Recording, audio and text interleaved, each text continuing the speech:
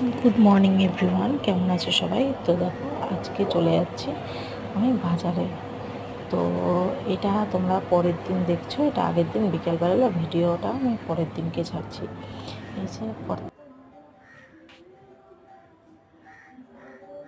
ও যাবো হাটে। তো হাটে আমাদের এখানে মধ্যমগ্রাম আর বিটি কলেজের হাটটা বসে।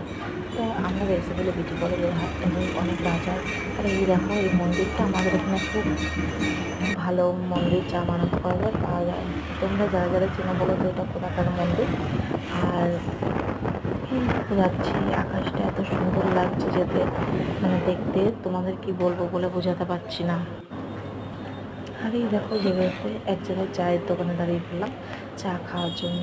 তো সেখানে চা বানানো ছিল না, বানিয়ে তারপরে কিন্তু আমাদের চাটা করে দিল দোকানদার, সত্যি মেলা। আর এই দেখো, এখানে কিন্তু চলে এসেছি, হাটে ঢুকে গেছি আমরা।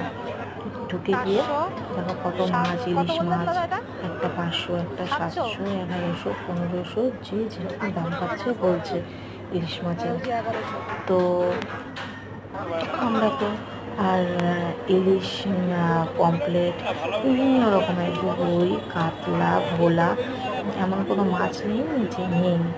আর চিংড়ি, মানে বিভিন্ন রকমের। এই দেখো, এই রুই মাছটা কিন্তু আমরা কাতলা মাছটা নিয়ে নিয়েছি 1-1.5 কেজি 100 টাকা করে। আর এই দেখো, এখানে তো সব জানতে জানতে শিঙি মাছ রয়েছে, মানে বিভিন্ন ধরনের মাছ, কি মাছ নেই। এর জন্য এই জায়গাটায় যেতে আমার খুব ভালো লাগে, যেখানে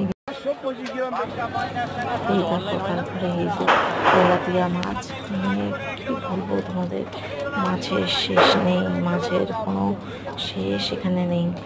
এই যে আর এক জায়গায় ইলিশের দাম, এখান থেকেই ইলিশটা আমরা নিয়েছি।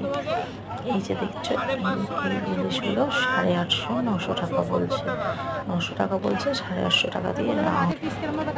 তো এই যে ইলিশ কাটা চলছে এখন, খুব সুন্দর করে ইলিশ মাছটা কেটেছে, কারণ পেটি বার করতে হয়েছে, মেয়ে কাটার আলা মাছ খায় না, তাই পেটির মাছটাও কিন্তু আমাকে বেশি করে নিতে হয়েছে, কোনো অপশান নেই। আর এই যে এখানে দেখছো পেঁয়াজ, রসুন, মানে বাজার একেবারে হাট, মানে তো বুঝি বিশাল বড় বাজার। আর এই যে বেগুন টেগুন, মানে সব ব্যাপার, খুব সুন্দর বাজার, মানে টাটকা টাটকা সবজি, সব চাষিরা নিয়ে বসে, হাট মানে চাষিদের বাজার।